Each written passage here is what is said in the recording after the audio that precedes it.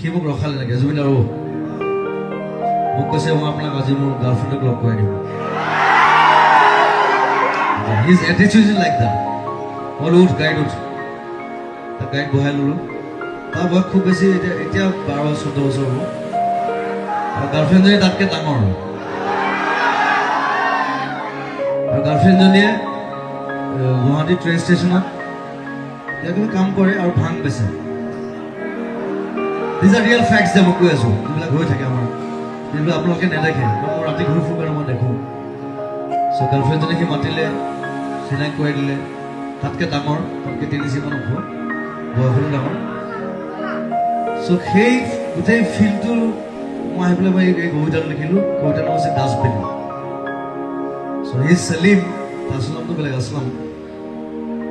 কবিতা পঢ়ি দিছোঁ মোৰ কাম চাফা কৰা মোৰ পঢ়া শুনা নাই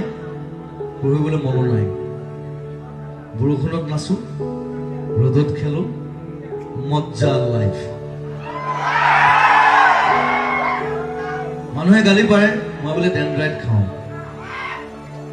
আৰে বেলেগে মদ খায় ভাং খায় কোকেইন খায় পইচা আছে আমি কি খাম মোৰ গাৰ্লফ্ৰেণ্ড ষ্টেচনত থাকে মই ৰাতি ৰাতি যাওঁ তাইক লগ পাওঁ এদিন জুবিন গাৰ্গক লৈ গৈছিলোঁ তাইক দেখুৱাবলৈ তাই নাহিল তাই খুব লাজ কৰিছিলে আহিবলৈ পৃথিৱীখন বৰ কমপ্লিকেটেড ষ্টেচনটোৰ সিপাৰে মোৰ ঘৰ ৰাতি যেতিয়া দেউতাই মোৰ পিঠি দুফাল কৰি থাকে মোৰ কামিহাই কেইডালে কয় বাপেৰৰ মূৰটো কৰি আছো ইমান দিনে পিঠিখনে চিধা কৰিব নোৱাৰিলে তাইক মই বৰ ভাল পাওঁ তাই ষ্টেচনত ভাং বেচে ৰাতি আৰে লাগিলে মই বেচিম এনেকৈ বিয়া পাতিব নোৱাৰিতো সেইটো মোক কৈছিলে মোৰ এতিয়া 8 বছৰ তাই 14 বছৰ বয়সৰ কথা আছে নহয় নাজানো আৰু ডাঙৰ হ'লে কি হওঁ কিন্তু চাফা কৰি যাম মই চেলিম